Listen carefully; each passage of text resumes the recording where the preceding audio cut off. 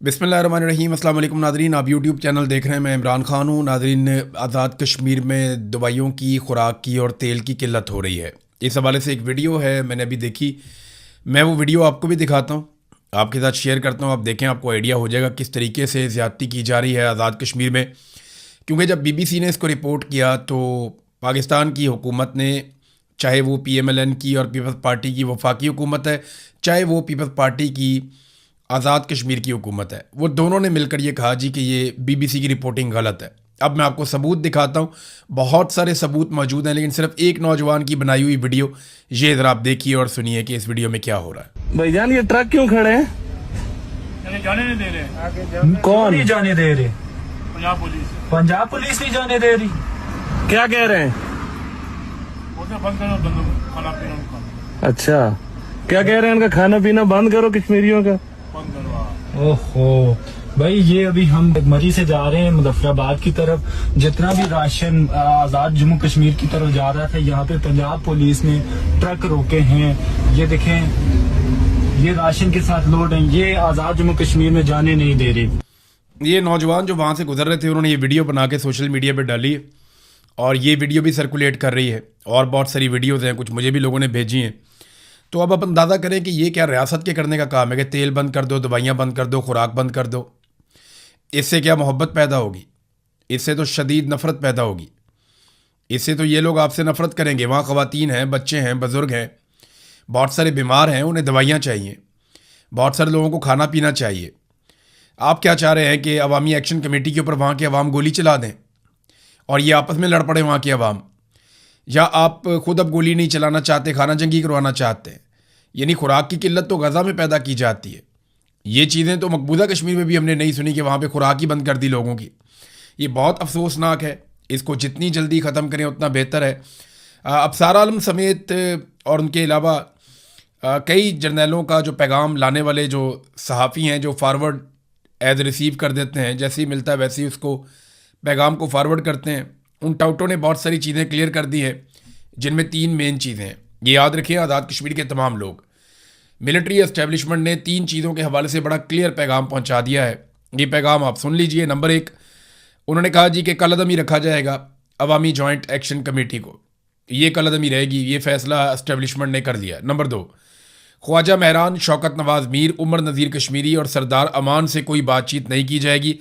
उनके तो मैंने आपको पहले ही बताया कि डेथ वारंट ही उनके साइन कर दिए गए हैं और इनमें से एक पर गोली भी चल चुकी है। यानी जो अब तक सामने आया उस पर गोली भी चला दी गई थी और वो जो उमर नज़ीर कश्मीरी हैं वो अभी भी ज़ख्मी है। और नंबर 3 ये है कि मुतालबा तस्लीम नहीं किए जाएंगे। ख़ास तौर पे जो 12 मुहाजिरीन की नशिस्तों वाला मुतालबा है वो तो बिल्कुल तस्लीम नहीं किया जाएगा। और अगर कोई तब्दील करना चाहता है स्टेटस को तो वो फिर 2/3 अक्सरियत के साथ, पहले वो अपनी हुकूमत बनाए, फिर 2/3 अक्सरियत के साथ 12 नशिस्तें मुहाजिरीन की ख़त्म करे। अब बड़ी दिलचस्प बात यह है कि जब भी किसी ने 2/3 अक्सरियत हासिल करनी है तो ये 12 नशिस्तें उसको चाहिए होंगी। इन 12 नशिस्तों के बगैर तो नामुमकिनात में से है कि किसी के पास 2/3 अक्सरियत आ जाए। अब अगर एक पॉलिटिकल पार्टी हुकूमत बना लेती है तो ये 12 नशिस्तें अपने पास रख लेती है एस्टेब्लिशमेंट, तो वो कभी भी आइन में तरमीम नहीं कर पाएगी, तब्दीली नहीं ले पाएगी, 2/3 अक्सरियत पूरी नहीं होती। और ये 12 लोग अपनी सीटें हमेशा के लिए ख़त्म तो नहीं करेंगे, ये नहीं चाहेंगे कभी भी ऐसा हो। लिहाजा बड़ा बंदोबस्त किया है एस्टेब्लिशमेंट ने। लेकिन अगर सारी जमातें मिलकर एस्टेब्लिशमेंट से जान छुड़ाना चाहें, कोई ऐसा वक्त आ जाए पाकिस्तान में तो शायद हो जाए, वरना आज़ाद कश्मीर के ऊपर कंट्रोल बड़ा मजबूत है। लेकिन दूसरी तरफ आज़ाद कश्मीर के जो लोग हैं वो भी पीछे हटने के लिए बिल्कुल तैयार नहीं है। यानी लोग अभी भी बहुत बड़ी तादाद में धरनों में मौजूद हैं, एहतजाज में मौजूद हैं। और उन्होंने कॉल दी थी, वो बढ़ने वाले थे मुजफ्फराबाद की जानिब, लेकिन फजल रहमान साहब ने कहा कि मैं सालसी करवाता हूँ, आप ये एहतजाज मुअख्खर कर दें। तो उन्होंने फजल रहमान साहब की दरख्वास्त के ऊपर अपना एहतजाज मुअख्खर कर दिया। लेकिन बार बार वो अपने जलसे जुलूसों में कह रहे हैं कि हम किसी वक्त भी आगे बढ़ने का ऐलान कर सकते हैं, हम मुज़ाकरात के लिए लचक दिखा रहे हैं, हमारे मुतालबात तस्लीम किए जाएं, वरना हम आगे बढ़ सकते हैं और दोबारा से एहतजाज शुरू कर सकते हैं। अब जब ये आगे बढ़ेंगे तो इनको रोकने की कोशिश की जाएगी, वहीं पर तसादुम होगा। और जब तसादुम होगा तो दोनों तरफ का नुकसान होगा, क्योंकि आज़ाद कश्मीर की ट्रेन ऐसी है, वो लोग ऐसे हैं कि वो मुज़ामत करते हैं और मुज़ामत के अंदर फिर नुकसान होता है। तो इससे अगर बचना है तो आसान तरीका ये है कि समझदार लोगों को आज़ाद कश्मीर के लोगों के साथ बिठाया जाए जिनका मुज़ाकरात में तजुर्बा है, जिनको समझ है, और मामले का कोई हल निकालने की कोशिश की जाए। शौकत नवाज़ मीर ने एक स्टेटमेंट जारी किया, उस स्टेटमेंट में आपके सामने रख देता हूँ। मैं आपके साथ हूँ, ना मैं गिरफ्तार हुआ और ना ही मैंने मैदान छोड़ा है। हालात और हिकमत अमली का तकाजा है कि कुछ अरसा आप लोगों से दूर रहूँ, मगर मेरा दिल, मेरी सोच और मेरी जद्दोजहद आज भी आपके साथ है। याद रखें, हर मसले का हल लड़ाई नहीं होता। बाज़ औक़ात सब्र, हिकमत और दुरुस्त वक्त का इंतज़ार भी जद्दोजहद का हिस्सा होता है। वो वक्त ज़रूर आएगा जब हमारे ऊपर लगाए गए दहशतगर्दी के तमाम इल्ज़ामात इन्हीं लोगों को वापस लेने पड़ेंगे जिन्होंने ये झूठ गढ़ा है। सच को दबाया जा सकता है, शिकस्त नहीं दी जा सकती। अपनी सफ़ों में इत्तेहाद, नज़्म ज़ब्त और हौसला कायम रखें। हमारी जद्दोजहद हक़, इंसाफ और अवामी हकूक़ के लिए है और हक़ की आवाज़ कभी खामोश नहीं होती। ये पैगाम दिया है शौकत नवाज़ मीर साहब ने। पाकिस्तान पीपल्स पार्टी ने एक बड़ा ज़बरदस्त काम किया है। बिलावल करता ये है कि वो कौमी असम्बली में जाता है और जाके या कहीं पे अगर स्टेटमेंट देता है तो वहाँ पे बिलावल या पाकिस्तान पीपल्स पार्टी के लोग वो आज़ाद कश्मीर में जो कुछ भी होता है या हो रहा है इसका मलबा वफाकी हुकूमत पे डाल देते हैं कि शहबाज शरीफ के वज़रा ये कर रहे हैं, ख्वाजा आसिफ ने ये वाला स्टेटमेंट क्यों दिया, ख्वाजा आसिफ ने क्यों कहा कि रावला कोट के लोग कश्मीरी नहीं हैं। भी ख्वाजा आसिफ का जुर्म तो इतना सा है, वहाँ तो गोलियाँ भी चल रही हैं, बंदे भी मारे जा रहे हैं, वहाँ तो इंसानों के सरों की कीमतें भी रख दी गई। वहाँ की जो आवाम की एक मकबूल जमात है जॉइंट अवामी एक्शन कमेटी, उसके ऊपर पाबंदी भी लगा दी गई, उसे एक अलदम करार दे दिया गया। ये सारा कुछ कौन कर रहा है? ये पाकिस्तान पीपल्स पार्टी की आज़ाद कश्मीर की हुकूमत कर रही है।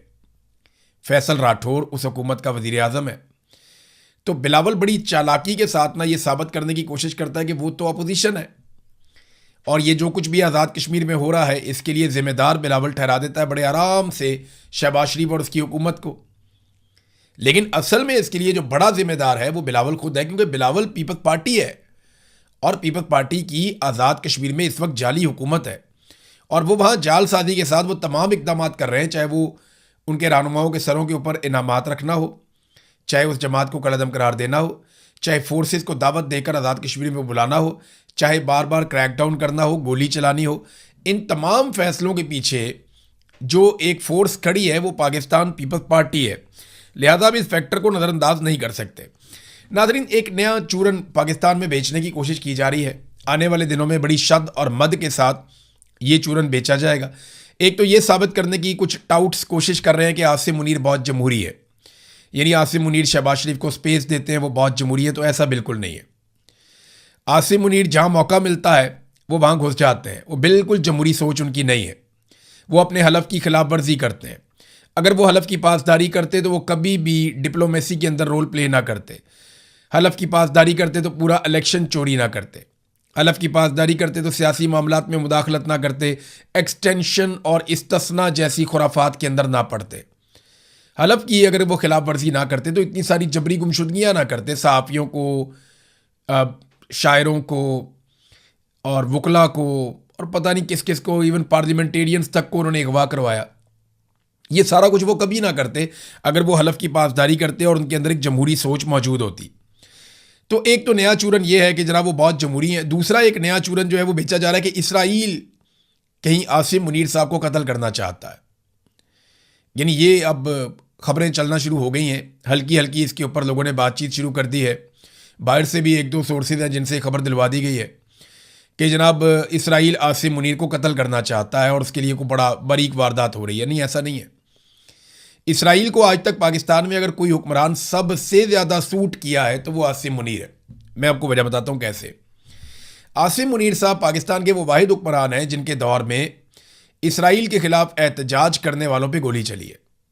आसिम मुनीर साहब पाकिस्तान की तारीख में वो वाहिद हुक्मरान हैं जिनके दौर में इसराइल के ऊपर या उसके मंसूबों के ख़िलाफ़ आप एहतजाज करने निकलें तो आपको गिरफ़्तार किया जाता है, आप पे गोली चलाई जाती है, आपके ऊपर सख्ती की जाती है, आप पर छापे मारे जाते हैं, आप पर क्रैकडाउन किया जाता है।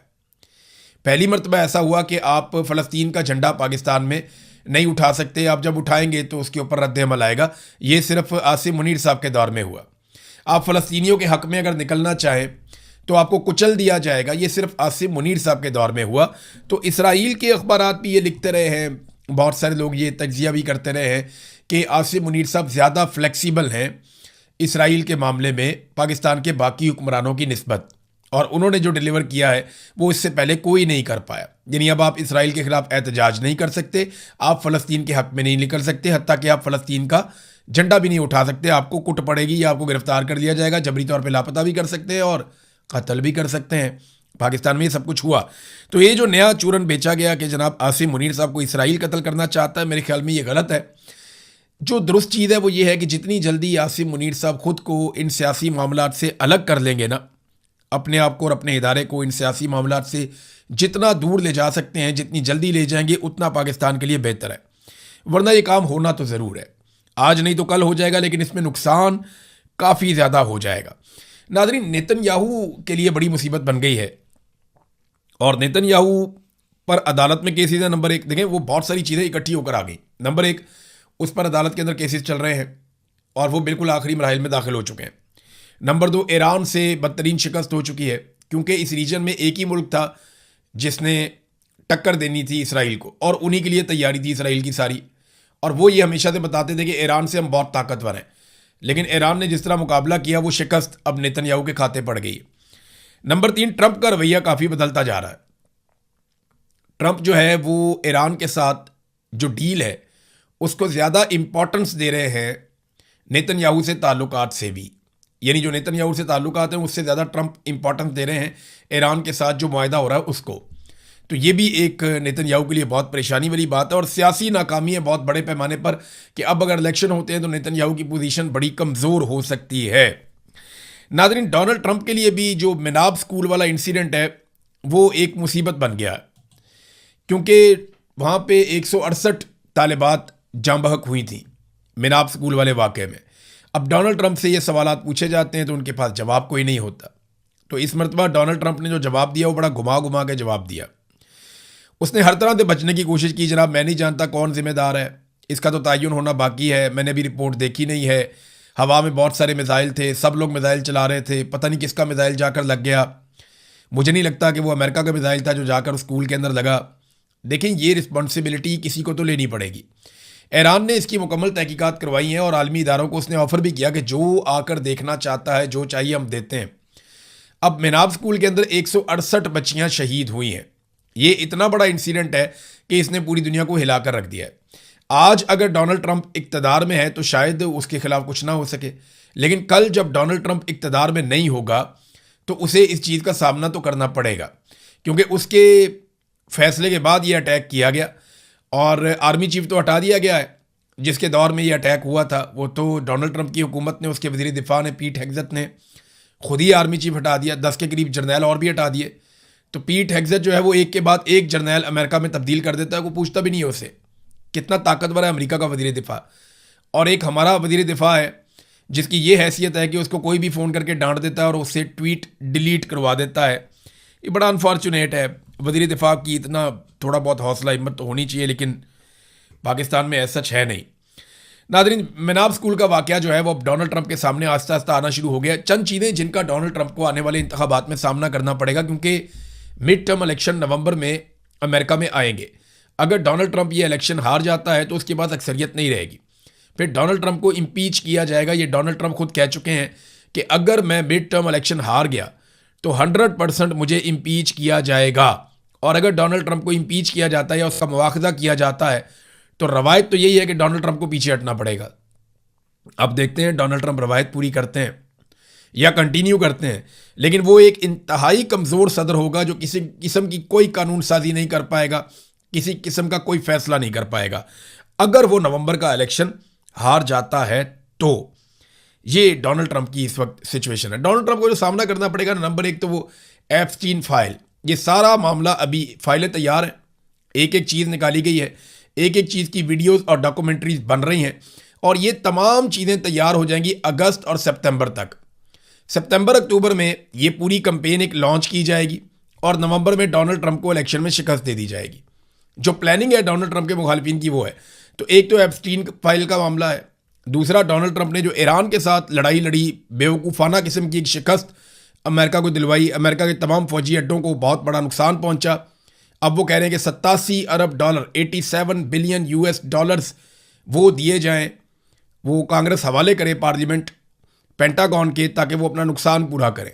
अब ये भी डोनाल्ड ट्रंप ने ही कहा और बाकायदा पेंटागन ने इसकी डिमांड भी की। तो ये हो गई दो चीज़ें। तीसरा, ये महंगाई जो बढ़ी है और डोनाल्ड ट्रंप के जो इकदामात हैं, जिस तरह उन्होंने अमेरिका को चलाया, उस पर भी लोग काफ़ी नाराज़ हैं।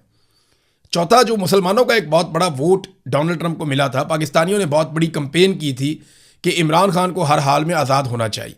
तो डोनाल्ड ट्रंप ने सबसे वादा किया था कि जनाब हम इमरान खान को इंसाफ दिलाएंगे और जुल्म और ज़्यादती जो पाकिस्तान में हो रही है उसके खिलाफ बात करेंगे। लेकिन फिर फील्ड मार्शल डोनाल्ड ट्रंप के फेवरेट बन गए, क्योंकि हुकूमत जो होती है आपके पास, तो आपके पास ऑफर करने के लिए बहुत कुछ होता है, बेशुमार चीज़ें होती हैं। पहले रोज़ाना खबर आती थी, आज फलाना मिला डोनाल्ड ट्रंप को, आज फलाना मिला डोनाल्ड ट्रंप को। हमें फ़ोन करके ओवरसीज बताते थे कि आज ट्रंप ने ये कह दिया, आज ट्रंप ने ये कह दिया।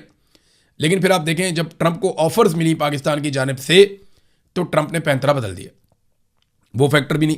तो डोनाल्ड ट्रंप के लिए बहुत मुश्किल है नवंबर का इलेक्शन जीतना, या तो कोई बहुत बड़ा मुआवजा हो जाए तो वो इलेक्शन जीत जाए। नादरीन, वेनेजुएला में जो ज़लज़ला आया, जिसके बारे में मैंने आपको अपने पिछले वीलॉग में बताया था, अभी तक जो लाशें मिली हैं वो 190 के करीब है। जो इब्तदाई तखमीने आए थे, और फौरी तौर पे जो लोग माहिरीन हैं उन्होंने कहा था कि 10,000 से ज़ायद और 1 लाख तक भी उन्होंने खदशे का इजहार किया था कि लोग जाँ बहक हो सकते हैं। लेकिन अभी वो उस तरह नहीं नुकसान हुआ, लेकिन नुकसान बड़े पैमाने पर हुआ है। अब तक 190 लाशें जो हैं वो निकाली जा चुकी हैं और लगातार रेस्क्यू का काम जारी है। तो अभी अगले 24-48 घंटों में हमें बिल्कुल समझ आ जाएगी कि वेनेजुएला में कितनी शिद्दत का ज़लज़ला था, कितना नुकसान हुआ और कब तक वो रिकवर करेंगे। अब तक के लिए इतना ही। अपना ख्याल रखिएगा, अपने इस चैनल का भी। अल्लाह हाफिज़।